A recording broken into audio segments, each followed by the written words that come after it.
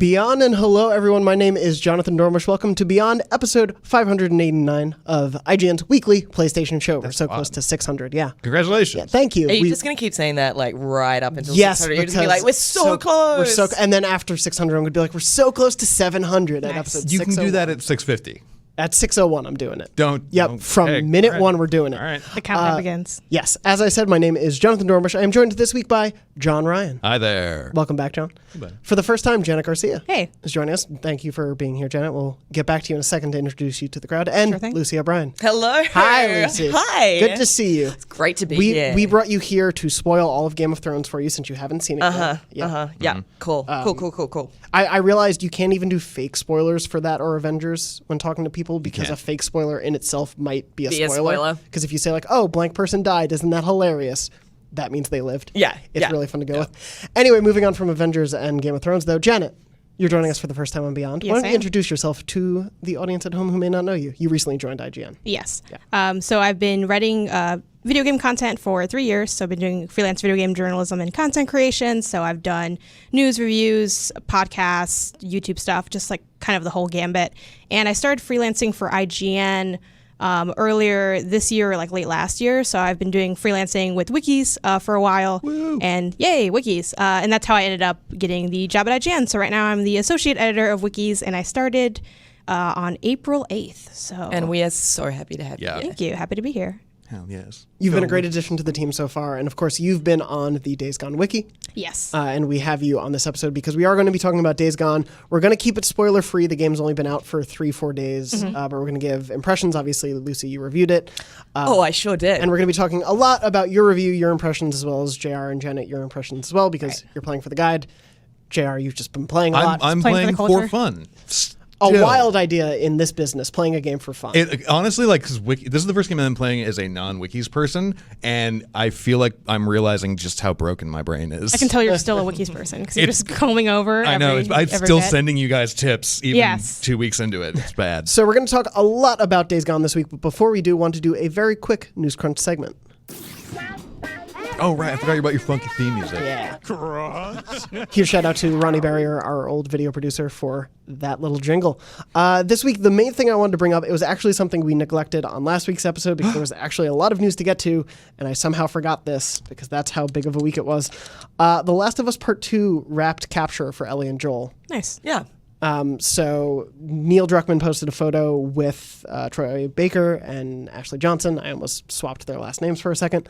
Posted a photo saying like essentially their capture sessions have ended, and presumably that means a large part of the capture process for The Last of Us Part 2 would be over, unless there are 7 other big main characters we don't know about yet.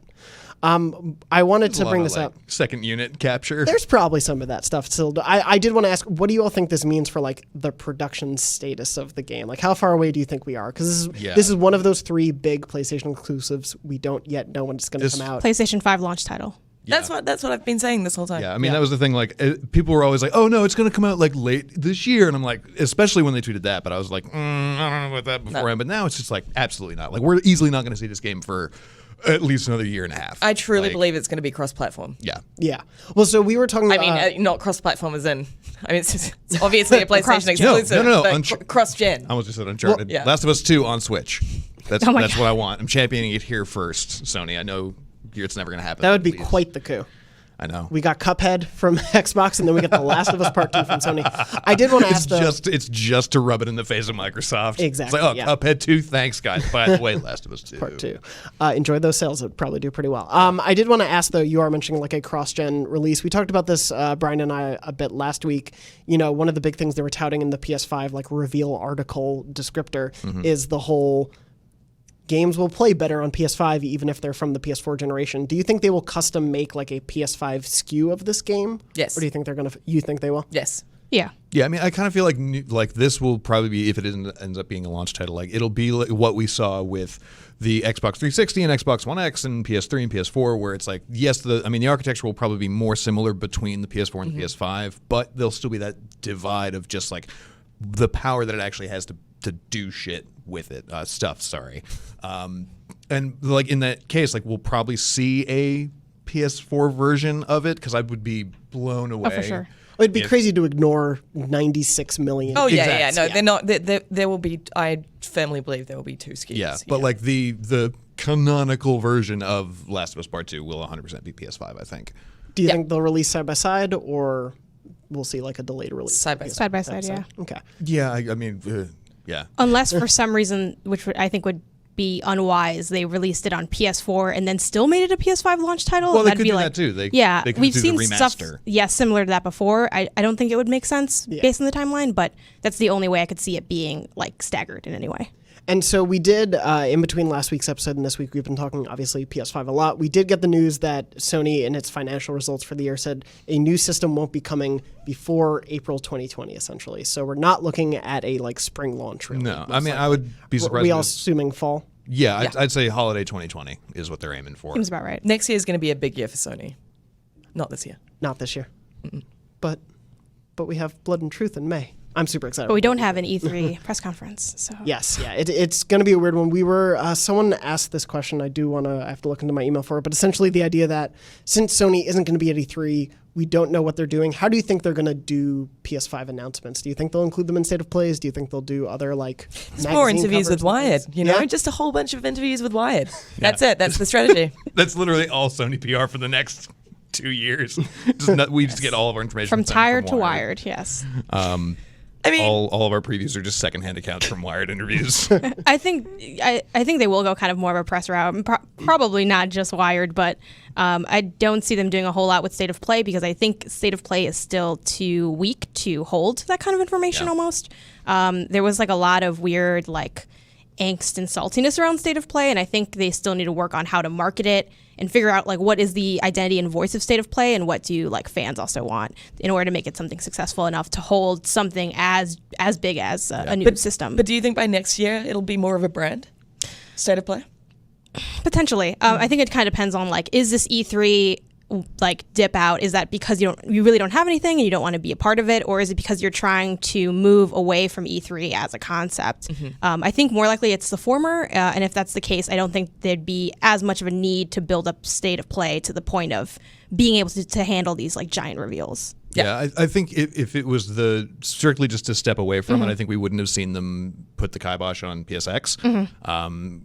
Which still could happen this year. Well, no, we it don't could know still if it happen. will be. But that's the thing. But like, yeah, I don't for think they last would have put the kibosh on it last year. Right. I think I don't know. I feel like State of Play, they could really double down on trying to make a really big monthly event that like it's more of a community thing that people start looking forward to. But I just don't think that's going to happen until they have a lot like big announcements. They need the marquee things. Like it is, Exactly. we've talked about State of Play a bit on the show. Like I liked a lot of the announcements in there, Yeah. but that's because Same. I have a PSVR and there were some big third-party Yes, games. dozens of us. Yes. There are literally dozens of Dozens us. of There are a lot of Beyond fans who do have PSVR, and so It's a great As unit. you should. it is fantastic. I mean, like I was joking a little bit before, but like I can't wait for Blood and Truth. It is a smaller, Yeah. scale game, but it looks really cool. And there are a lot of other PSVR games coming out soon that look so great, but they aren't people like on the mainstream. The 90 million plus PS4 users want to know what's going on with The Last of Us. Yeah. They want to see Death Stranding. They want to see Ghost of Tsushima. So you have to balance that. It's difficult, but we'll see. I feel like they'll grow State of Play. I think we'll see an evolution of that as more than just like we'll get these smaller focused ones where it's maybe smaller games, but we will get the like and here's The Last of Us Part 2. Yeah, there'll Yeah, be, like, I do believe that they needed to start with small games because again, it's so fresh and new. It doesn't have the audience yet. So as you said, Janet, it can't hold it yet.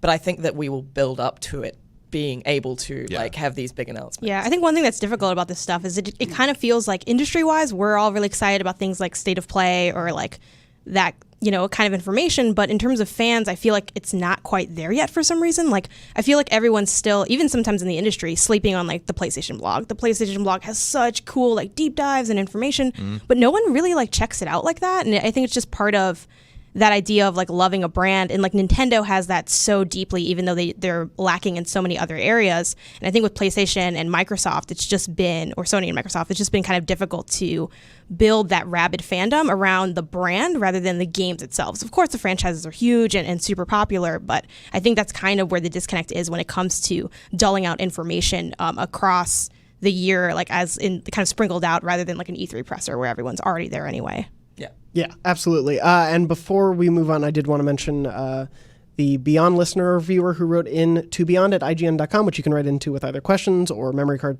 moments for later, which we'll read What about a little bit comments? later. No comments. Okay. No, please send in comments, questions, considerations, quibbles, quarrels, Quotes. quandaries, quotes.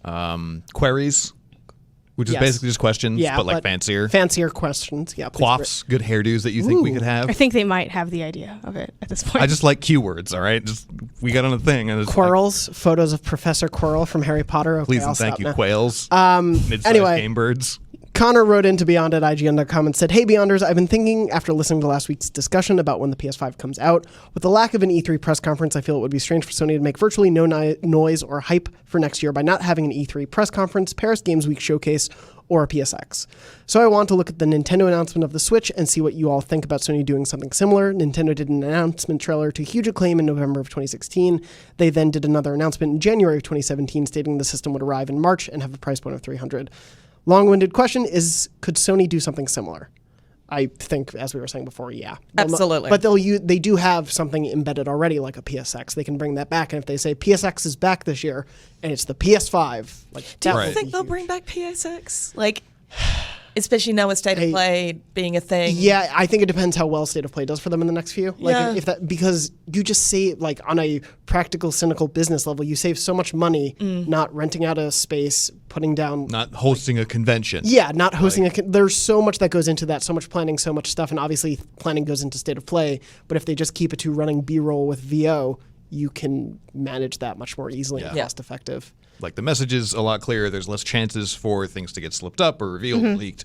Yeah, I mean, I would like to see PSX happening because I'm all about community events. Like I love seeing it happen. But yeah, I would totally see that. Like, I mean, this is what they did with the PS4, right?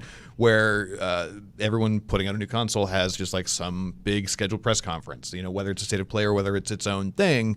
I'd be surprised if we didn't see one of those at least by the end of the year, if not the very, very beginning of 2020. Yeah, they had a February event the year that Yeah. the PS4 was revealed and then came out. So we'll most likely see something like that again. Yeah. Of course, yeah, we'll be talking a lot more PS5 in the future on the show. It is a never-ending wealth of tiny tidbits of news, rumors, and speculation.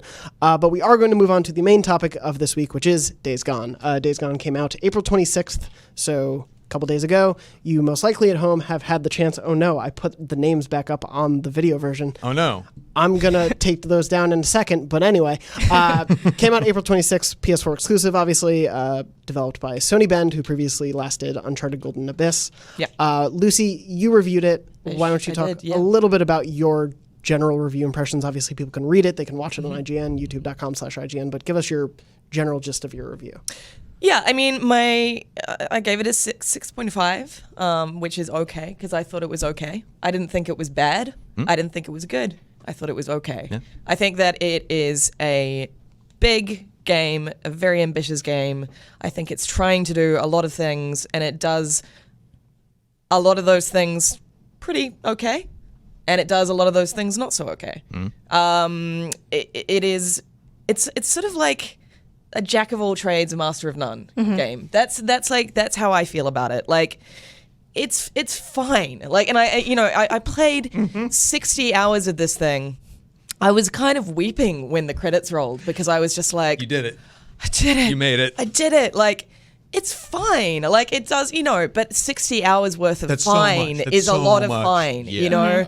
I do want to say that the things that did well, I liked riding around on the bike. I liked the feeling of that bike. Like, yeah. and I liked That was good. upgrading my bike, and I liked, And your bake. my bike. You're Mary Berry.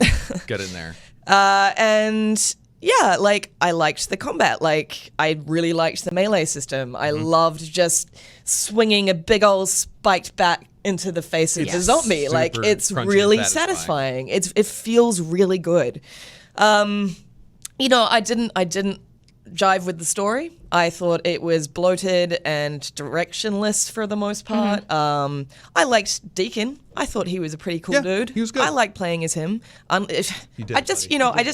This is really like stuck in my maw. A lot of people on the internet are mad at me because they think that I didn't like him because he was a straight white male. Which is bizarre because A, that's not true. Yeah. B, I actually praised him as a protagonist in my review because I thought he was a sweet dude. Like, I wanted to give him a hug. Yeah, I mean, I'll 100% cop to the fact, like, when they first revealed him, I was like, oh, okay, it's just another super generic protagonist. Like, we don't know anything about him. We don't have any indication that he'll be an interesting guy. He's just going to be a tough guy on a bike shooting stuff. And then I was so happy to be proved wrong by that. Yeah, he was a sweet dude. He was. I was really endeared to him, and it's just this bizarre narrative that's springing up all over the internet, especially on YouTube. That I didn't like him because he was a straight white male, and I just want to categorically just say that is so untrue.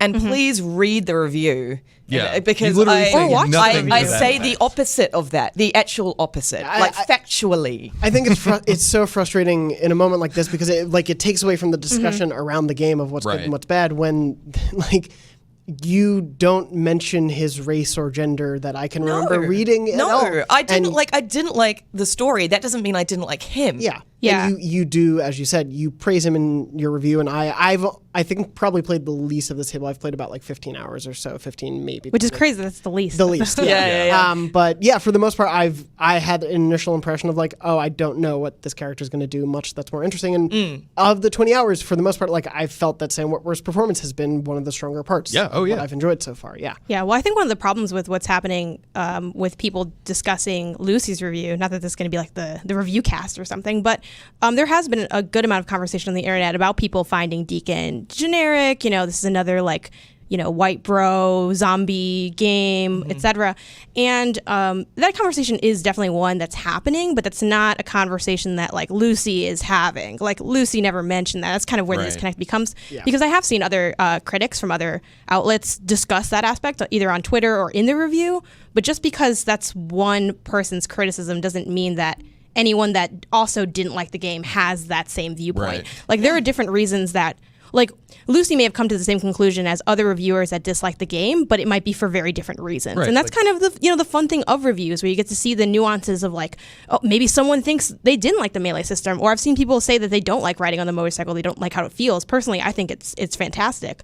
But I think people need to be careful about assuming that a number or a viewpoint means that you agree with everything that everyone says. And I think one thing that'll be fun about this discussion is that we all kind of have we might have given around the same score to Today's Gone, but I think we all have very different things to bring to this table, literally and metaphorically, about how we felt about Days Gone. And that's kind of the whole point of doing podcasts or reviews and stuff. And I just, it would be good if more people had that in mind as they kind of got this criticism from different outlets. Absolutely. I think it's like, I don't know when it happens, but it seems like there's always need to be somewhat of a reminder of like someone's criticism of a game is not fact about that game. Mm-hmm. No, opinion. It's an opinion. It's their opinion, but also one person's opinion being similar to another does not mean those two exist, just as you were saying. Like there's this weird conflation going on the internet of like, I think you would say a thing, so I'm going to assume you think that too. And it's like, that's not...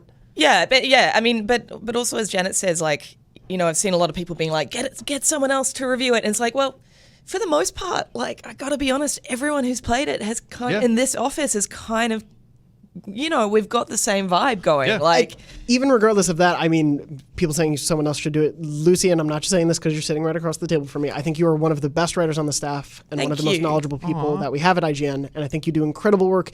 Every review that you've written before I was at IGN or at IGN, I've loved. And I think your past critical work has shown, I said critical 3 times in that one word. Say it once more. Critical, that your work exemplifies that, like, you have a very strong understanding of, especially games in this structure, games in this open world genre, things of that nature. And I think you have a really good sense of them. And I think your review turned out exceptionally well, especially, God, I can't speak right now. It's too early in the morning. So early. For how much time you had to put in. Yeah. I mean, don't let them know. For like how much time you had to put in this game and how you. Down to the wire that review process has to come as a result of that. I think you did a really great job. Super appreciate it. Thank you. And to anyone who is open-minded about the review process, I can't speak either.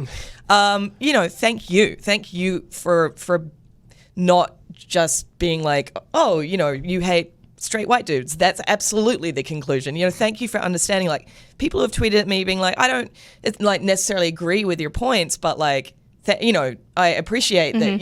Like I just thank you. Yeah. Which is what reviews are there for. It helps start a discussion. And if we disagree, we agree.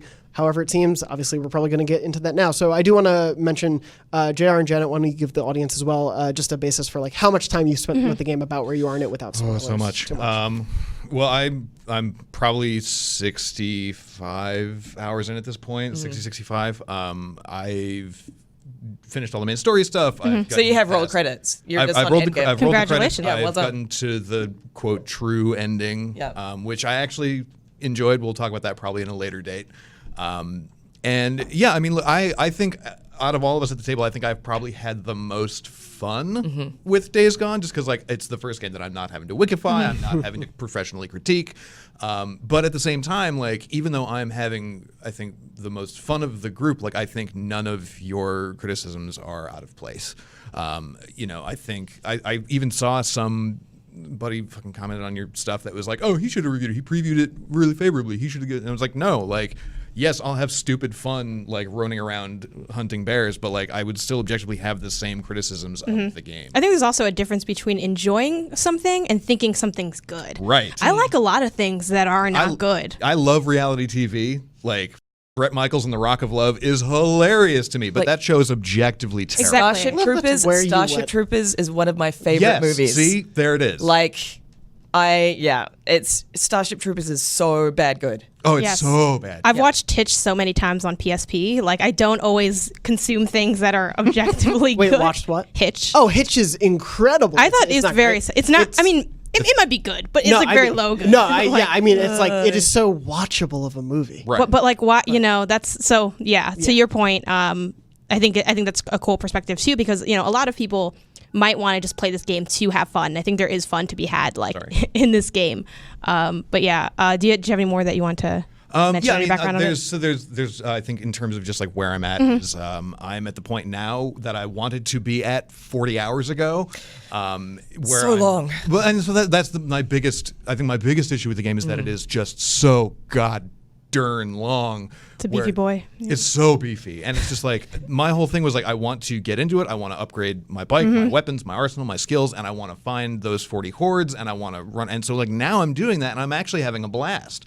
I mean, the hordes are like that's where the fun. Oh my in this God, they're game so cool. Is to be found, and it's really interesting that there was so much focus on other stuff like fetch quests and like But that's, go rescue this hostage, go clear out this camp, do that, rinse, repeat, rinse, repeat, rinse, repeat. Yeah. And it's just like, but when I got to the story hordes, because there are optional hordes, but like there are story hordes. Even the optional ones, like I feel like I ran into maybe one of them throughout the course of the Right. first 45 to 50 hours of my playthrough. Yeah. Like, I don't think. What would you say the first story horde shows up at? 45 hours, 40 in, maybe 30. Something like that. Like Like if you're really it's in that cranking second out chunk of the just map. it's late in main the game. quest. It's really late. and I Yeah. understand that there's like you want to have a certain degree of like health and like you want to have built your character up a little bit before you tackle one, but still that Well, late. what was really surprising about that is that all the marketing of this game felt very much like it's you versus all these hordes. Yep. So when I started playing the game for the guide, I had and I combed through some of our preview content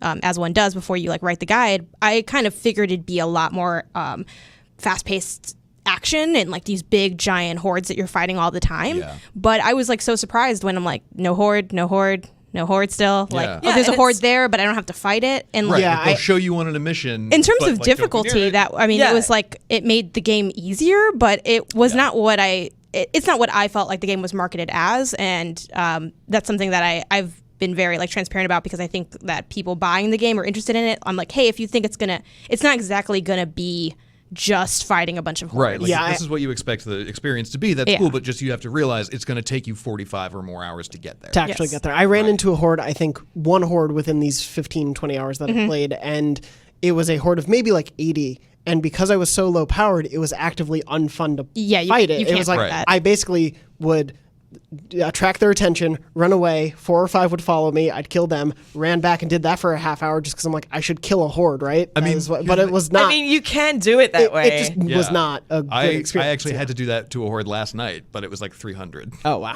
Well, so it wasn't 5 at a time. It Yeah. was, 20, 30 at a time. Yeah. But that's still like. But you're a lot more powerful now in the game. I'm a too. lot more powerful, and it's also fun too because I don't know where yours was. They're in a train car. Okay. They're So sleeping- Oh, that's I kind of know what I'm talking exactly about. where you Grave are. nearby, and there's a Nero checkpoint. Yes, Okay. yeah. So some of them you find like with just like in a cave in the middle of they're the just, like, woods, chilling. and there's like nothing in the environment to help you deal with them. Yeah. So it's all just about like, okay, how much stuff do I have on me right now? Like, do I have enough Molotovs? Do I have enough napalm? Do I have enough grenades? Et cetera, And et the cetera. answer is usually No, no. you do not. You don't even learn how to craft napalm until like hour. the 45? fifth act of the game. Like, So I did want to, obviously we're all talking about, the Horde being some of the most fun or enjoyable stuff of this game, sort of gated by time. It's blocking you from time. And if someone wants to play through those 40 to 60 hours before you get to really being able to explore these Hordes, what did you all feel was, obviously you did not enjoy that as much as maybe being able to fight these Hordes. What do you think stood out to you during those opening hours? Like what really, like, okay, yeah. I just like it's difficult. I just feel like it was so overly padded out. I would love to know about that development process because I feel like Days Gone, it felt like it was course corrected. Like, this is just me speculating. This is not something I'd ever put in a review or anything like this. I just felt like it was course corrected. Like, it just changed direction. So, like, I feel like... you mean like from an executive level? From an executive level, like, it just kept feeling like it didn't know what it wanted to be. And, Gotcha. just through those 40-odd hours, I was just like, why am I just doing the same? And, people have been asking me, is repetition necessarily a bad thing? And it's like, well, in this instance, yes, it was. It was just the same missions... Right. Over and over and over and Well, over. And I- he even said this, like, often he would even say the same lines. He would be like, this camp looks like it should have an underground bunker. I must have heard him say that like 8 times. All gaming, in a sense, is repetition. Like, at the Right. end of the Yes. game, a really good game has a very smart loop to it, and you keep going back because you're enjoying. Well, doing I think that there's a over and difference over, between but- gameplay loop versus like level and world design. I think the issue with is like it is inherently obviously most games are somewhat repetitive in their gameplay, but what makes stuff interesting is the dressing around it, what you're doing with those actions. And the problem with Days Gone is it is, a basic level of fun to just like, do this easy stealth and then like you kill some things and like get some headshots. Like, who doesn't like a good headshot? That's fun. And you have the focus shot that you can get pretty early on where you can like slow down everything. So there's fun to be had there. But once you do that, like you kind of get all that the game has to offer out of the first couple hours. Like, you've kind of seen all of its like tricks in terms of missions. Like, okay, you probably did a lot of writing, you probably did some stealth, you probably ran into an ambush camp, you probably like know a little bit about Sarah and that storyline. But after that, there's not really any growth or development. So not only was it something kind of basic, but it's like, okay, this is also not going to build in any way, and it can't be both. Like, you can't be basic and also never develop or do anything that is going to create excitement. And when you do, like, it just ends up becoming too long. And the more longer it is, the more you kind of realize how you like see the flaws a little bit more easily too. And that's kind of a problem with this game. Like, it's already kind of basic, and then it's like, okay, if you're gonna have me spend 30, 40, 60 hours with it, I'm suddenly now like, I will know all the good stuff, but I'll also realize, man, there's a lot of like the same kind of dialogue, or we're doing this thing again, or another unplayable like cutscene that you just kind of watch and then like that you're just staring at for forever, and then suddenly everything becomes like enhanced or exacerbated. Like, you're now noticing things that might not have bothered you as much in a game that was 8 or 12 hours. Suddenly, like, you're like, I can't do But this it's your anymore. 30th hour. Because you're basically, the game like wore you down and kind of, and then I think that's really unfortunate too, because, when you have a main campaign, you have side questing and all that. And kind of like what you're talking about, like JR, with the whole like, I would just want to do like kind of side stuff and upgrade. Suddenly you feel almost discouraged by doing that, because you're like, I would love to like take on a few more ambush camps, but I'm already rolling through 20 hours deep and I'm trying to finish this game. And I know not everyone has that perspective on games. Some people just like love being in a world forever. But for me, I want my playtime to be meaningful and fun and not feel like a slog. And I feel like Days Gone does have that. I'm just trying to get through at this point. It's also tricky because I am someone who loved Red Dead Redemption 2. I did. I loved it. And that is another very long open world game. Yeah. But I loved it has that purpose. open world. Yes. Like, I loved just being in that world and discovering just these fascinating little storylines. And again, part of the issue that I have with Days Gone is that the narrative wrapper just wasn't there. Like, I wasn't interested in clearing out another camp because some dude told me to. Yeah. I did want to ask about the story. Like, I wanted there to be interesting characters. I wanted to discover, like, people just roaming around that wasn't just, oh, thank you, mister, you saved me. Which camp should I go to? Who's the same NPC. He's literally the exact same person. He every is single literally time. the same. Do you guys he has ever run slightly into different two of them clothes. Oh, at the same time? Yes, and one just who are also disappeared. twins Yeah. to the next one, Yeah. and then that other guy just runs But like off. literally Yep. the same. But Yep. So, I mean, that's the thing for me as well. I think like there is that narrative wrapping that is interesting, but it takes you forever to get there. And like the real issue is like it doesn't get like they'll give you like hints and breadcrumbs of it in the first 30 hours, and then by the time you finally get to the stuff where like actual narrative momentum has kind of picked up and is moving forward, you just don't care anymore. Yeah. Like I've been playing this game for so goddamn long, like I don't, because like, and half of the gets you there are missions where you literally can't do anything except crouch and walk slowly. right. Those stealth missions are Like again, this is where I'm like, who made the decision to have a series of missions that is just eavesdrop silently? Right. And The it's like, original on- designers on of world Assassin's lore. Creed. It's I just- mean, it feels like there's a lot of DNA. We talked about this a lot, I think, in the preview cycle of this game, where it feels like there's DNA of so many other games in here, and we were all wondering what Days Gone's DNA would end up being itself. Like, what would be unique about it? And it feels like what is there that's unique is gated behind dozens of hours. Yeah. I Yes. want to get to it. And I did want to ask, like, how you all felt about what feels or seems to be, from what I'm getting, like a mishmash of influences. Like there's Last of Us, there's other stealth games in there, there's open world I games, like the way it comes together. I think I do like that in theory, but again, because there's so much of it, and because you have to slog through so much of it to get through to that end game, like by the time you get to that point, if you even choose to get to that point, like I really am concerned that a lot, like, Mafia 3, I think had this real problem that I was super worried about with this one, is that, you've got core ideas that work well together, and that for an experience that is, 10, 15, maybe even pushing it to 20 hours, it would have been a lot more enjoyable. For sure. But once you hit 30 hours of, okay, and the other thing too, kind of going back to what you were saying earlier about that progression building, like your tool set gets larger as you get closer to the end game, but again, like there's no direction really. Like everything's kind of listless in the first 20, 25 hours. And like, sure, your gear will get better, but that doesn't necessarily mean that your strategies will have to change. Like every single ambush camp, I always just walked around, threw rocks, knifed a guy. Like I never used the attractor bombs that I found. I never used like sure. like the remote charges once I picked up those. Like I never actively used those because the easiest thing to do, the quickest way to just get through this to the next thing so I could move forward was just crouch, rock, stab, crouch, rock, stab, crouch, rock, It's stab. very That's a really good point. Just did that so many times. Crouch, rock, Well, stab, and because so many That's a times. good T-shirt. Crouch, I'm rock, stab. really good at crouching, like and rocking and stabbing. stabbing. Yeah, I'm really good. Awesome at it. Yeah, I think that's a really good point, that the missions don't encourage you to explore the things that the game has to offer.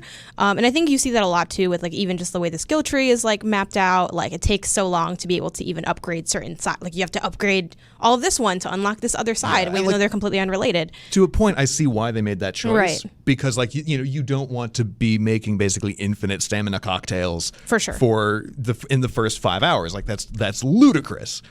But at the same time, like maybe let me not use as much stamina after 15 hours. Yeah, and I think it's a really good point that you bring up with the whole, like, it's not really designed to encourage that, because early on in the game you kind of feel like it will be, because when you have like the binoculars and they're like, okay, tag your enemies, and that first mission, which ends up being like they have 80 of those, but like at first you're like, okay, this is new.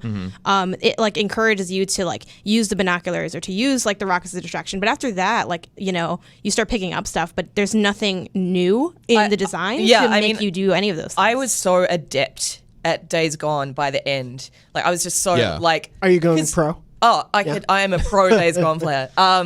I just forgot I had binoculars altogether. I didn't use them after the first few times because I don't think I've ever used them. they're not necessary. It's not a good thing to use, but you don't really need to. You just don't I think need to. it's not necessarily a design. I mean, it is a design flaw, but it's like the way that those encounters are designed. It's not that they're designed to keep you from experimenting. Like I definitely, the first time I gutted a tractor bomb, I used it and I was like, oh, that's not nearly as effective, and I've already done this 15 times. I have to do it another 30 times. I just don't want to waste my time like that.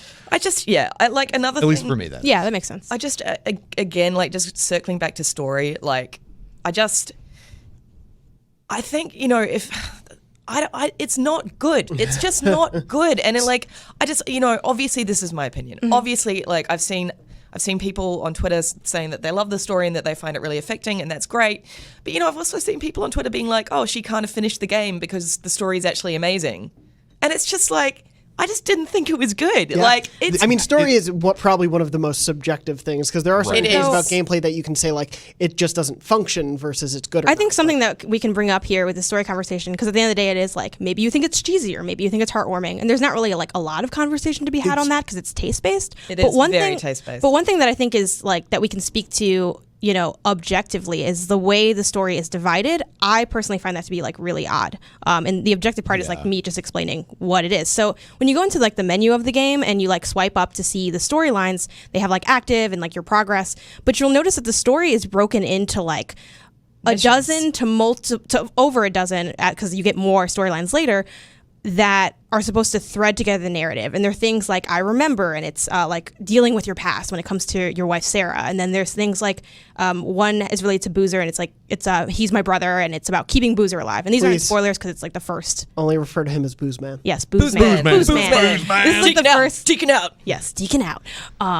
Hey, Deke there, brother. This is what is it? Hey, Booze Man. This is Radio Free Oregon. Right Oh here. no! Oh no, not Radio Free Oregon. Coming at you. No. My thing about Radio Free Oregon, and I have this is total speculation again also on my part, that feels like someone heard the J. Jonah Jameson radios and were like, oh my God, like I made audio the logs. same comment to someone. I was like, this is, and you know what? I wasn't a big fan of it in Spider-Man either, but it felt like so much more authentic to the narrative. Yeah. Versus here, it just feels like, here's someone on the radio telling you conspiracy theories. Well, I just like, right. no, I don't want to listen. But also, to a conspiracy it's theorist. a collectible, so That's you my have biggest to let it problem with play. Is that you have to listen This to this is if you want Copeland. If you want to 100% collect it. Yes. Yeah, The other side of it too, though, is like with those now I'm just pissed about it. It's like, okay, you're railing against the government in this radio, but the government, as far as literally everybody except for Deacon St.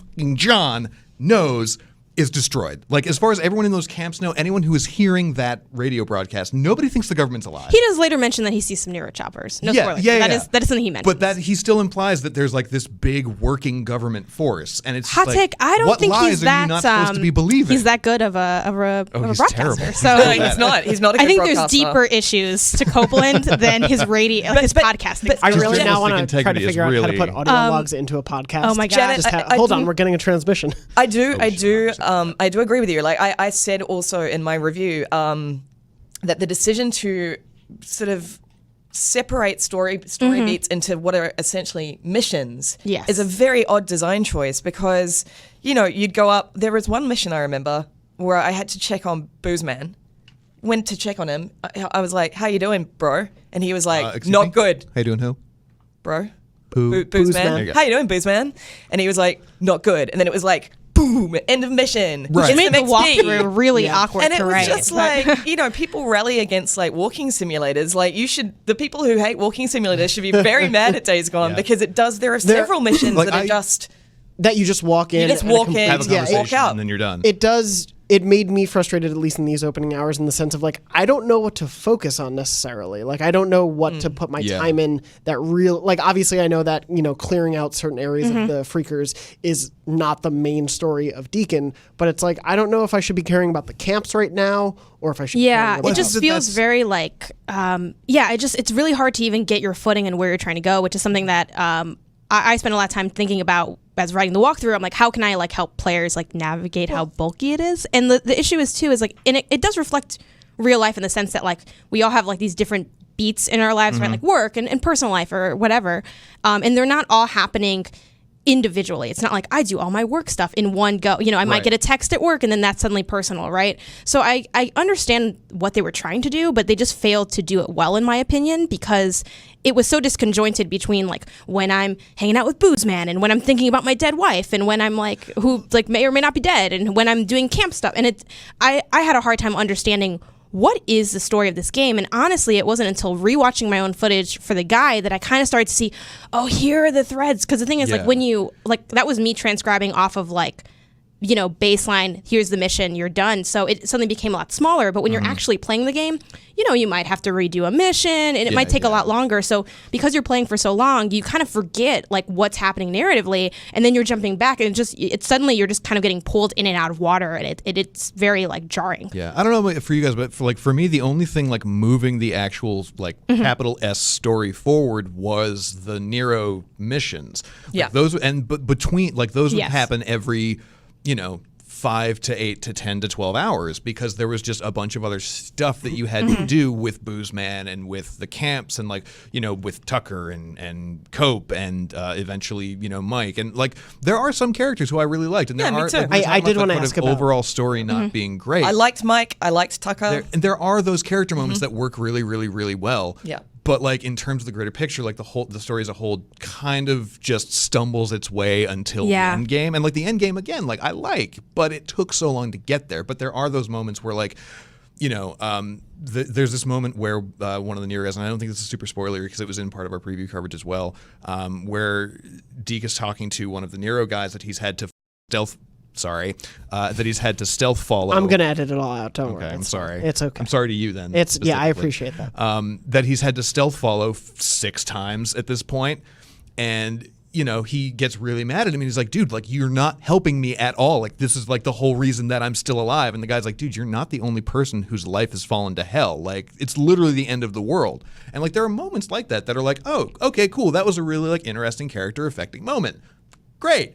Now I'm gonna just go stealth stab and walk for another 12 hours. While Booze Man gives you calls about exactly. Yeah. While I listen to oddly timed radio calls, like the fact that like I would finish that mission and then go do another 2 missions and then get the call from Booze Man about how did that first mission go? Yeah, like 3 hours or like an hour later or something. Like I mean I think that's the other thing for me too, at least that wonked it out of like. I can't say for sure like what my score would have been had I been doing the review for it, but like it definitely has enough technical problems that it's like boo. And there have been some. I haven't played it since then. There have been some updates that have affected Update bugs. 1.05 just came out today. So we'll see how those things continue to help the technical. Yeah, I mean, which we'll be tracking in our guide. Yeah. Like just to their credit, I have seen plugging the guide. less like horrific pop in the last day or two. Yeah, I saw some of your videos. There was some. Yeah. Like, it was like the environment didn't exist. And it literally just like there's nothing there, and then all of a sudden like, you hit a rock. You hit a rock, or you like the road appears. And again, like I don't see how it shipped like that. Yeah, and I just personally really like, and I don't know if this was specifically in your review or if it was just in talking to you, but you describing it as bloated. I think that's a perfectly apt way to describe this game. It's just too much is there, and none of it is that good. So it just becomes, you know, kind of, it's extremely an unremarkable game. And honestly, I kind of knew that pretty much immediately, just because you can tell when something's not really doing anything that you haven't seen before. And that doesn't mean, once again, that it can't be enjoyable, because I'm like, hey, sometimes I just want to, you know, hop on something and just hang out, chill, ride a motorcycle, kill some things. Things can be great that are doing everything you've seen before. Yes, and you can just kind of tell that this wasn't it. Like even when I first got the game, like, you know, people were like, oh, what do you think of Days Gone? And I'm like, it's not good. Like that's the first thing that I thought of. I'm like, it's not good. And now over time, I'm like, I was wondering if it would get good or if maybe it could pass as good. I kept waiting, never for the quite made it there. Do you know what I mean? I kept waiting for the point, and the point never came. Yes. Yeah. See, I don't know. I mean, I think there are things that it does do well. Like I really, really, really still like, even now after 60 plus hours, like roaming around, just riding around the world itself. Not necessarily because of the bike. Like the bike does feel good once you get used to riding it. But like I really love seeing how all of the like random environmental interactions happen. Like, you know, when I went to Bend and get to see sort of some of the presentations from the developers and stuff, like seeing like every 100 yards essentially be a new spawn point for something. I think that idea, like seeing how those like pop up together and how they interact with me or with other NPCs, like I still find that really interesting. So like I really enjoy it. But again, that's like kind of the wiki analytical brain to me, like, oh, what are X and Y going to do with Z and T? Like what are these things? You ran out. I was waiting It's for okay. the I next ran out of letter. letters. Yeah, It's like, are you going to I do was like, A, no, A, go back or- to A. Yeah. But no, so like, I really enjoy how that's all put together. The world itself, like, I know you weren't the biggest fan of it, Lucy. No. I think in our talks, it doesn't it's seem like you are either. But very like, drab. I like that environment to like exist in personally. So like, I'm a lot more comfortable in it. And in terms of like discovery and stuff, like, yes, I definitely like, I'm allowing myself to sort of play into the suspension of disbelief in terms of like, I'll say quality of design in terms of like repetition and stuff. Cause like I've definitely found the same dead guy that I then track down to get ambushed by wolves or marauders. But like the first couple times that you do that, like the first time I got caught in like a snare trap and like hung upside down from a tree and then like, knocked out, I was like, oh shit, that's really cool. So like I do like that. What about the 20th time? Right, and then there is the problem. It's Just like, don't go to the question mark. I guess, well, and then you I won't get can caught. like see. No, I go to the question mark, but I can see the pile of leaves now, and I'm just like, oh, I'm just gonna go. The around question that. marks kept Got it. disappearing for me. Yeah, they did They that. did. If I like spent 2 seconds hesitating of like, oh, do I want to go there? It was like, oh, gone. I Yeah, was like, oh, they do well, that. You can't okay. hesitate in life. Yeah, You just got to apparently go not. for it. Yeah. My only real problem with those was that, like you just couldn't see them on the whole map. Yeah. It's like I would have no idea how far away they are Same. from me because they're so far off from my bike. But yeah, it just kind of felt like, in terms of like interesting design, like it really did feel like a game from like last generation. It did. Where like maybe this could have like passed by before we had kind of more context of what this genre could do. But now that we know what this genre could do, it's very obvious that Days Gone doesn't achieve what an open world game should achieve, which is, joy of exploration, really fun and upgrading. It almost hits the fun upgrades because I do love upgrading my bike. I love I like upgrading made my it hot bike, pink and like put some stripes on it. I know yours Right. had it was red with flames on the side. yeah, Nice. That's really fun to do. My secret shame. Yeah, like honestly, design. I love a good yes, sticker. exactly. Yeah, I that put some decals tab for you is yeah. all of them bought. Yep. Is Paper Mario Sticker Star your favorite game? Oh, of course. Yeah, you toss some stickers on there. You can get some like exhaust that does nothing, but it's like an extra 200 coins, and you're like, whatever. That part's fun, but like having especially come off of like I played Metro Exodus and also did the guide for that, and that game's a similar genre, pretty much the same genre, and it's just better. So I'm like, just play Metro Exodus if you want to play. And it has dead things, like same difference. But yeah, like Metro, it has dead things. it has There are dead things. things that are dead in it. The But quote, yeah, it's the like box quote. it's especially just having seen that done. And Metro Exodus isn't a phenomenal game, to be honest. I pretty much sided with I forgot what we scored it, but I think our score was pretty accurate to what I would have given it as well. So having like seen what works makes it so much clearer that this one doesn't quite. So yeah, that's Days Gone. That's a good place to end that. Thank you for that. I didn't even have That's to do Days a segue. Gone by Metro Exodus. I did want to bring in a bunch of people from the Beyond Facebook group have been offering their like initial Hell yes. like weekend. I'm Yes, I, like, wanted- curious to see like what people are. Yeah. So I'm how going to they're read some of doing these off. They're from a thread that was started earlier by one of the admins in the group, Sean. Thank you, Sean, for doing that. bud. If you want to join the group, you can go to facebook.com/group/podcastbeyond and ask to join the group. And the mods are usually pretty good about accepting you soon. Hooray. Anyway, there are a bunch of different opinions. There are I'd say a varied amount of opinions. There are definitely some more on the higher positive scale, some negative. One that I want to bring up. Where is this? This one I just enjoyed. Tahoe from the group just posted a GIF of the bike drifting. It's just like drifting It's on the real fun. Drifting It's on very the motorcycle satisfying. through the Oregon forest is definitely a highlight. I would say in my early experience with the game, riding on the bike just through the environment is one of the more fun things. Yeah. It's kind of crazy how easily you can cross terrain, but that's not the Yeah, I mean, but there's also those great moments where it's like I was riding last night towards a thing, and like it was nighttime. I was going across this bridge, and then up in my headlights just came a horde of like 200 freakers, and I was Yeah, like, that's oh, awesome. oh, but I couldn't stop fast enough to like back up, and they spoiler alert, they got me. One thing that I do also want to say is like I find it a real bummer that mowing over a freaker on your bike Hurts your bike causes so much. bike damage. Like Yeah. I just think that's because that's such a simple, fun pleasure. Like anyone, Yeah. okay, you put a zombie in a video game and you put a man on a bike. and you control the man on the bike, you're going to want to run over the zombie. I would have loved to see, like, because there is like one upgradable fender for the bike that you can't get till 55 hours in, like once you really grind for it, which is a pain in the ass. There's a fender you can get early on. Well, no, you can get fenders early on, but there's like one that actually improves the durability of the bike, nice. so you can actually hit them pretty. Like it's got like a whole like mesh guard over it and stuff. Yeah, I wish. Like I would have loved to see one that's just like a crossbar on the front with like spikes on it. Oh, that'd be good. Like- I wish there was less management in terms of the gas and the durability Yeah. because I feel like it is to the point where it is so fragile of a bike and it runs out of gas like so quickly, especially before you upgrade that kind of ends up discouraging exploration, which I think is the point of I think, open world. I think that's again like everything. It's that like time just give a lock, cheat code. Just you know? I'm just waiting for like a deal. Just is it money? I'll give you money. Like is that There is a cheat $10? code Give me this. that I'm still really hoping for. I know it's like infinite gas would be fucking great, but there was one thing that we were talking about at Ben. I think I brought it up last time where there's a bug where the horde fall off, like they'll follow you for a little while, but then they'll leave you alone. Didn't work. So like one of their devs just ended up riding like horde after horde after horde would fall in line with one another, and he would just like Pied Piper them all across the map. And I would very much like to see them add that in as an actual feature. Right. That Like would give be me very that cheat code that lets me like lead a horde of like 1,000 zombies. Yeah, That'd be so fun. on your bike. That'd be great. Yeah. He's But so good. I do definitely agree. I feel like the management aspect of the bike is detrimental to the exploration that I actually want to do. I probably said a little more. With I'll you. let you borrow my save file. I appreciate that. I don't like. There's not a lot of interesting points in the environment, but I like the look of it. Like I just like the pretty. Pacific Northwest. Yeah. So like I like riding around in it. It's kind of like oddly soothing.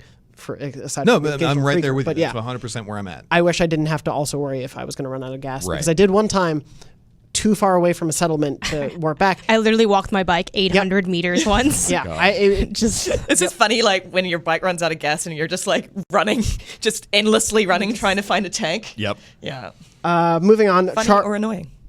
Both. But it's Charles equal parts from the same group had two big comments that I want to read. Charles's first comment was, I have no good place to put this computer.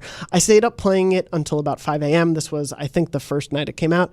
I'm done. It could be due to the general gaming funk I'm in, but there's just nothing special to draw me in. The graphics are great. The stealth and combat are pretty good. I'd say all just pretty good, but nothing great. Later on, Charles chimed in. not great. Chiming in again to say that I'm 8 hours in and totally hooked. There are technical issues for sure, but the gameplay loop is fun and satisfying. The story has me intrigued as it keeps unfolding. Shooting is okay. Melee is awesome. Baddies are kind of dumb. Seeing a horde still gives me a heart attack akin to running into a guardian early in Breath of the Wild, and I'm looking forward to figuring out how to take them on later in the game. we have to track his progression because I feel like he's going to yeah. fall off again Like and then this- come back out of bitterness. You know, when you're like, I need to finish this Right. game. So he went on to say, I do not disagree with IGN 6.5. The game just happens to hit me in the zone at just the right time. Okay. Charles, check in with Check us. in at 20 hours 20 hours, later. and then again Let's at see. 40 Curious. and 60, if you get there. Yes. Moving on for a couple others. Let's There's that sweet bike gif that again. bike gif. Ryan in the group said, playing Days Gone, here's what happened to him while playing. I finish a mission and try to clear out a nest, barely escape with my life. I'm still learning the mechanics. Hop on bike runs out of gas, had to run about a mile away from bike to find gas can. Freaker fest ensues, barely escape again, get back to bike, fill up bike with gas, ride another mile, sniped off a bike, ambushed by rival crew, barely survived, mauled by wolf seconds later, that's all caps, I die laughing. This game has its moments, man. And that's it. Really does. Beating a wolf to death with a club is really pretty fun. satisfying, Yeah. even though it's really, really messed up because they're basically like somewhat like But dogs, better which the is wolves bad. than the newts. Also, you cannot pet Yeah. the wolf or sorry, dog the in children. this game. Oh, Wait, attacking Boozer the pets newts the made dog, me so- feel really bad. Huh? Attacking newts, especially for the first time, they're are like, cute. Yeah, well, it's a child. It's a child. It's just a child. Yeah. It's an amphibious child. And it's like I love Tina Amini's comment with Lucy playing that game and being like, "Is that a zombie kid?" I mean, here's the thing. Like, I like fictions that like show me like the really nasty side of the zombie apocalypse, where it's like, yes, like there are definitely kid zombies out there, but also like don't make me beat 150 of them to death with a baseball bat. Please. Like, well, no, I mean, I think I was talking to Miranda who made up the good point where it's like there's a line between it being like an affecting. Like an effective tool to like world build and make you uncomfortable, and then crossing that line into glorification where it's gamified for fun. Yeah. And like there is that point where it's like if there was just there's like one moment early on where one pops out of a trunk at you. Do you guys all remember that? Oh, one? yeah. Yeah. Mhm. And it's like it never happened to me again through the course of the game. So I think it was just in that one mission. But like if that was the only time that I had to have killed a newt in the entire game, I would have been totally fine with it. Yeah. Because it was just enough to be like, oh God, oh no, oh no, oh, and then it was like, oh no. But then every time afterwards, it was just like, all right, I feel like a dude. Just clubbing some baby seals. Yeah, like I feel like it would be like a dude in a restaurant whose job is to kill the lobsters before they go in the pot. Yeah. Just like I don't know anymore, man. I mean, maybe that was the Sad. goal, That's but like, I mean, it was a big discussion when The Last of Us came out. Was the violence and the horrifying nature of it glorifying it to the extent via its but there were no gameplay. kids in The Last There of were- Us. Like, Well, they were mutated beyond a point, essentially, unless you were killing Right. humans who were Yeah, out to exactly. kill you. Yeah. Whereas I came across, don't get me wrong, they're like, it's a camp, but I came across a camp of people I was supposed to kill, and I felt like, oh, I just have to kill them. But that Days Gone is very much like Yeah. that. It's so gamey. If they're not I'm you, like, they're there's no against question. you. There's Yeah. no. You're not led to question why you're killing these people. Yeah. You're just like you've got a code, but even then, it's just like I the had code is crap. It's nothing. Like I had a female marauder holler at me the other day. This woman was literally just like, "Man, we're just trying to get by, same as you." And then I clubbed her to death with a bat because I had to. Mm-hmm. And I was the just like, game. There's makes some you- weird dialogue from the Marauders. You ever Yeah. get hit on by them? "No." Because I Yeah. did. I got hit on. Like She's like, there's, hey, like- my boyfriend will share you, or like me. Yeah. Like I'll share. I'll myself. share myself. Yeah, I get passed Then around the stop camp trying and to come on shoot me. through. Like, Ugh. yeah, literally No, like a line. Thank you. All right, that's Yeah. Gross. That's a lot. This is an M for God. mature game, correct? Right? I mean, it is. Yes. Yes, Okay. very much. Well, so. that's Like, where it comes from. Also, just to back up, I think I attributed Kyle's comment to Tahoe. Apologies about that confusion. But yeah, for the most part, the varying comments seem to be along the lines of like loving the bike. Javin said only an hour or two in, but he initially he felt Game Informer's criticisms were aligned with how he was feeling. Lucas said he's enjoying it more than Red Dead 2. Not sure what that means, but when I put this game down, I want to pick it back up. Definitely has its flaws, but enjoying it. I would say the overall tone of most of the comments I've seen is no matter how much they enjoyed it, there are obvious flaws to everyone. I think who's that been seems playing about it. right. Yeah. But it's certainly a game that obviously you all have put a lot of time into. The audience at home. I live in that game now. Yes. So Well, Yeah, I was Love dreaming to about it support while us. I was reviewing it. Like, No. I played so many hours that I was dreaming about it. I definitely had Days Gone themed dreams, like Yeah. post-apocalypse or like killer meth heads. I only call Lucy Boozman now, Yeah, and I fair. sign on my Yeah. Slack messages, Deacon out. yeah, You it's a should get thing that now. on your business card. This is our formal chance to say, please stop. No, Okay, good. I will take this into consideration. Deacon out. We'll presumably be talking a bit more about Days Gone when we can talk spoiler focused wise on it on the show. We do know that there's DLC coming out in June, so we'll be discussing updates to this game as they happen. But that gives you our general sense of spoiler free impressions of Days Gone. I'm really curious to see all those people how they hold up in 15, Yeah, for 20 sure. Yeah. yeah, it's a lot of people who Please let are us only know. able to play for 6 to No, 10 a lot of people hours. don't finish So- games in general, so Yeah. maybe this is just One of not those as big a games. deal. Yeah, we'll see. Definitely, if you're continuing to play the game and you're in the Facebook group, please keep writing into that. You can also write into beyond@ign.com. Let us know how your experience with the game is going so far. We'll read all those thoughts on the show as we go along. Before we wrap up the show, I did want to do a memory card segment, so let me get that playing. You like Castlevania, don't you? Oh, just the one. It worked.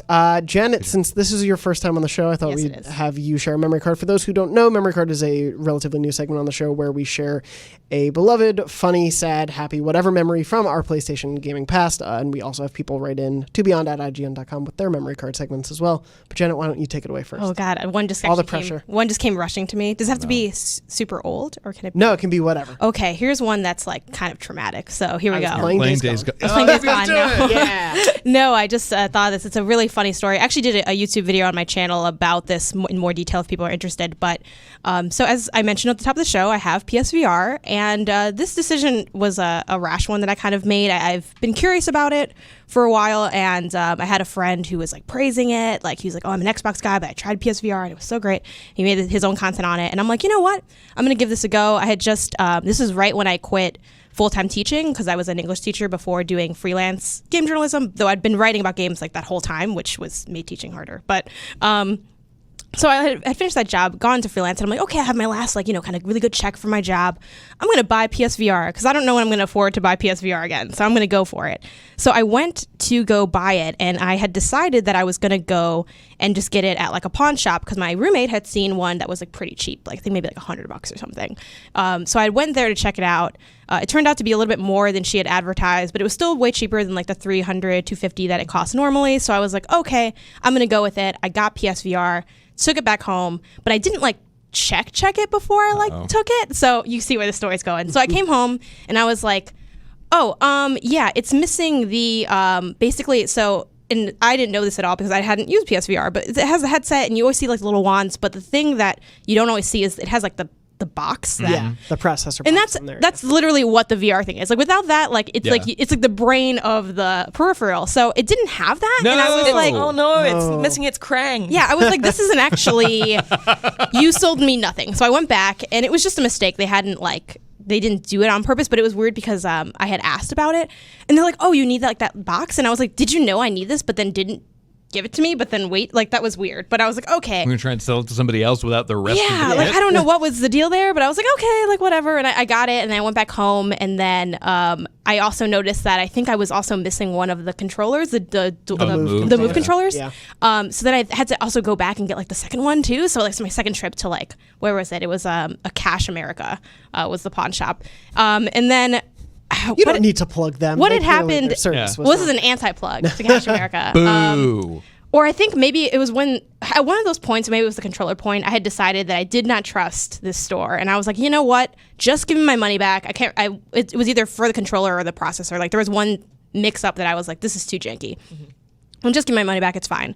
So I got that. I got the money back. And I'm like, you know what? I'm just going to go buy this at GameStop. Whatever, we're going to drop the money. My brother was down to help me out to pay for some of it. He's like, I just want to see you get the system. And he wanted to play it too. So I went to GameStop. They like didn't have it. At the one across the street. So then I waited and I ended up getting a refurbished one like later that night from GameStop. And I'm like, okay, it's a little bit cheaper because it's refurbished. I didn't want to order on Amazon. I know people are gonna be like, why don't you just order on Amazon? Because also Amazon only has like the older model that's like not The produced. launch version. Yeah. And I just felt weird about getting that one. It's literally the same, but I just didn't want to get it. So then I went ahead, I got the refurbished one at GameStop, and I told them the story about the drama at the pawn shop, and they're like, oh, I'm like, yeah, they didn't give me all the stuff I needed, and like, and I'm like, what the hell? And they're like, oh yeah, like that's really frustrating. I know the story goes longer. This is over the course of 2 days. To see where this is Meant to be going. Wait, now. how long Memory. was Like, this oh, no. over? It was over the course of 2 days. And I talked to them and I'm like, yeah, like I didn't have everything I needed. So like, that's why I came to you guys. And they're like, yeah, we got you. And it was my local GameStop and like, I know them really well. I didn't know this person though. So, okay. Guess. I came home and then I realized, I have everything I need, but I don't have the camera that you need for it. This is also why VR is not that popular of a technology. Gonna throw that out there. Yeah. So I didn't have the camera. Repacked it. The next day I went to GameStop, returned it, just bought a new one. Just went to a different one, just bought a new one. It came with like Doom or whatever. So finally, after literally like a 40-hour experience. At one point too, I also bought a game for it because the refurbished one doesn't come with a game. I bought what did I buy? I think I bought Doom VR because it came with the demo disc, Oh, okay, gotcha. Yeah. But I needed like a game, and I bought I bought Wipeout VR. Ooh. So I also had Wipeout. I own Wait, Wipeout like now. the NBC Wipeout. show? No, No, it's the like the racing game. series. It's pretty fun. JR. Okay. It's good. I'm sorry, I missed that one. Come on. It's good. I You should check traded it my out. PS4 It's fine. good. It's super weird. So As someone who doesn't that's after drive. like buying. So I basically bought VR like 4 times, and then I finally got it, and then I finally tried it on. My brother's going to work. He's like, just do it now before I like leave, so we can at least try this. This is such a hilariously terrible story. And finally we put the headset on. It's the most like amazing thing I've ever experienced. Oh, I'm so pleased it has a happy ending. Yeah. I'm so God. pleased you tried it and liked it as Yeah, opposed to being like, oh, this was not worth I it. was worried it was gonna be like, that's fun. It was so cool, and what sucks about trying to like sell people on PSVR is you really don't understand it until you try it. Yeah. And I had even done VR before, like I did like I did Oculus, I think, with like the archery game, and it was cool, but it just didn't really connect. It was also very like lifeless of a demo for that game specifically. So having like just even seeing like the looking down and seeing the world, it honestly was akin to like when, you know, console gaming first came out, or the first time you saw games in 3D and you're like, holy cow, this is what games can be. Yeah. And I still don't think VR is the future of games, but it's something that's so special. And I hadn't felt, especially working in the games industry, I think it's very easy for us to be like, this is our job. And it gets kind of, some of the fun is taken out of it inherently. But that was just the most like joyous, childlike experiments of wonderment that I've ever felt in gaming. So if you have not tried PSVR, you need to try it, because it's just so joyous to like jump in and you know do the game I really like is, it's not Hot Shot. It's it has a horrible name. It's like a shooting game. It's on the demo disc. I can't remember the name of it. Oh, I think I know the one you're talking about. Yeah. Right? It has such a bad name. It has such a cheesy, tacky name. But I like played that game. I played Job Simulator, like a bunch of other stuff, and like we checked out Moss, and it was just so fun. And then watching my family, like my brother's girlfriend and my brother try it out, and them be all excited and trying to like learn the stuff. Yeah. It's just such a unique, great experience, and was totally worth the hell of 4 different trips to get it. Yeah, it's a thing that's hard to capture. We talk about PSVR obviously on the show a lot, and it's a weird, like we'll talk about, oh, I played this game and here was the setup of the controls and everything. But it is so much a like, when you put the headset on, for me it was like Batman Arkham VR for the first time. It was like, and the PAL comes on, it's like, oh, I'm Batman now. Like there is this like, and I was a huge skeptic too. I was totally anti-VR. So I was not very much. If you feel that, like you're wrong, you just don't know it yet. Like trust me. Because I was super, like, I just didn't think it was worth anything. Yeah, it's such a blast. Thank you so much for sharing that story. I'm so glad that had a happy ending. Yeah, and it was not just, and now I hate VR. I know. My next memory card will be less sad. But we do hate Cash America and GameStop. Don't go to them. I love GameStop, actually. I do. Later. That's fair. They were doing their best. But VR is hard to understand. Google some stuff before you do it. Yeah. And just buy it new from somewhere. Yeah. Even try it on your phone. Like they have the Google Cardboard setups. There's a lot of cost-effective but like there's a lot of cost-effective ways to try VR if you haven't been able to yet. And knowing that PSVR will be compatible, like this current headset with the PS5, I'm sure the price is going to go down for this current headset before we get a new. Anyway, thank you, Janet, so much for sharing that. Moving on to a story from someone who listens or watches the show. Evan wrote in to Beyond at IGN.com with his memory card and said, Beyond and hello. Thank you for putting on such a great podcast each week and for introducing this amazing segment. I love hearing about the impacts that video games have had on so many lives. We really do have such a great community. My video game life started off with me as a Nintendo fanboy before I moved on to playing an Xbox 360 to support Microsoft, our local company. But my PlayStation fandom was sealed when I first saw a trailer for Uncharted Drake's Fortune. There is PlayStation in this story. Cool. Admittedly, this particular game hasn't aged too well, but when it was revealed, I immediately felt such a surge of nostalgia and excitement. My mom raised me on Indiana Jones. We watched each movie countless times together and still do to this day get lost in the brilliant sense of adventure and thrill.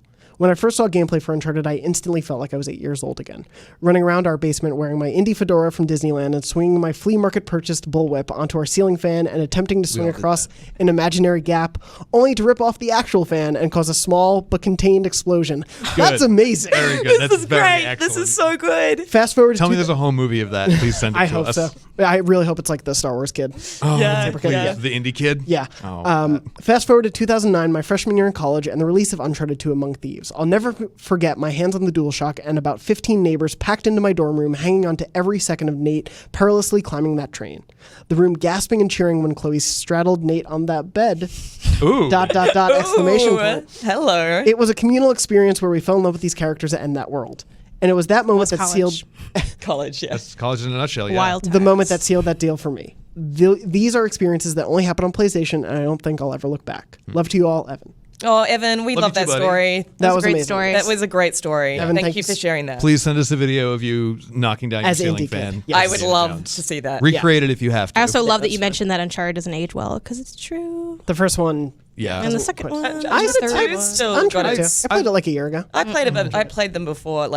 I caught up. Yeah. You know, play them all again before 4. I played the Drake collection and like they're Me too. That's Yeah, how I same. got sucked in. they're still all fun to play, but like the first one especially is just kind of like, oh, this is Yeah, this it's is an old game. Yeah. Yeah. It was. But I mean, that's was the it thing. a launch? If it wasn't a launch title, it came out in launch era For PS3, you mean? Yeah. No, it was like mid. Was it? I thought it was like early. I thought it was There are mid- elements of merit mid there, but I sequence got a lot of feelings about Uncharted. Oh, let's take this offline. That'll be another episode. We'll definitely, I imagine, be doing some Uncharted lookbacks at some point on this show. Yeah, November 2007. Oh wow. Yeah. So pretty soon. Anyway, thank you again, Evan, so much for writing in. If you want to share your memory card on the show, you can write in to beyond@ign.com with the subject line memory card so I know what it's about, and we'll read some of those on the show as we go forward. Before we wrap up, I just want to check in with all of you. Where can we find you? What are you working on? What do you want to tout? JR, let's start with you. I'm working on some cool stuff on IGN as usual. You can find me on Twitter at USFJR. I'll be yakking all about it there. Nothing super specific at the moment, though. Just kind of hanging out. I saw you were streaming some Days Gone too, right? Yeah, but streaming is a rarity for me. Well, So don't find it. Don't hit that subscribe button. Don't hit me up on Twitch. Don't you will, subscribe. You Yeah, will on Twitch. regret it. Yeah, just playing Days Gone, playing a lot of D&D. The end. Nice. Yeah, Janet, what about you? You can find me on Twitter, Instagram, and Facebook at GameOnysus. It's GameOnysus. And I'm working on the Days Gone wiki. When I'm not doing that, I have finally started playing Picross so that Pear wouldn't fire me. That's fine. And it's good. It's good. It's a good game. Picross is great.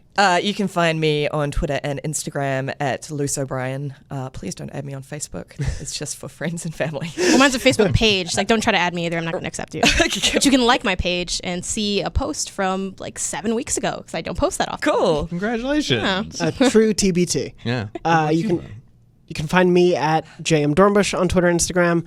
I'm just doing a bunch of things. It was on the show last week, but if you didn't listen to it or want to read it, I spoke to Ryan Payton, who's the director on Marvel's Iron Man VR. You can see that on the site as well. Other than that, nothing too crazy at the moment. Sweet. Stuff will be happening, I'm sure, very soon because we are so close to E3. Oh my God! Yep. Don't say that. I've got an E3 meeting this afternoon. Wonderful.